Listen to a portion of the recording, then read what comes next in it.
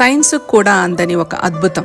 మనుషులకు చెమటలు పట్టడం సహజం, కానీ ఒక ఆలయంలో ఉన్న విగ్రహానికి చెమటలు పట్టడం ఎప్పుడైనా చూసారా? అది ఎండాకాలం అయినా గడ్డకట్టే చలికాలం అయినా ఆ విగ్రహం నుండి నిరంతరం నీటి బిందువులు ఊరుతూనే ఉంటాయి. అర్చకులు పట్టు వస్త్రంతో ఆ చెమటను ఎన్నిసార్లు తుడిచినా మరుక్షణమే మళ్లీ ప్రత్యక్షమవుతాయి. అసలు ఈ విగ్రహానికి చెమటలు పట్టడం వెనుక ఉన్న ఆ మిస్టరీ ఏంటి? ఇది విగ్రహమేనా లేక స్వామివారి నిజరూపమా?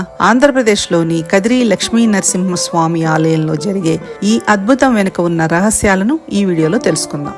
సత్యసాయి జిల్లాలోని కదిరి క్షేత్రంలో ప్రతిరోజు ఉదయం స్వామివారికి అభిషేకం జరుగుతుంది. బయట వాతావరణంతో సంబంధం లేకుండా రోజులో 24 గంటలు స్వామివారి విగ్రహంకు చెమట పడుతుంది. పురాణాల ప్రకారం హిరణ్యకశిపుడిని వధించిన తర్వాత కూడా స్వామివారి ఉగ్ర రూపం చల్లారలేదట. ఆ రౌద్రం వల్ల విగ్రహం నుండి పుట్టే వేడే ఈ చెమట అని భక్తులు బలంగా నమ్ముతారు. ఆధునిక సైన్స్ కూడా ఈ రాతి విగ్రహం నుండి నీరు ఎలా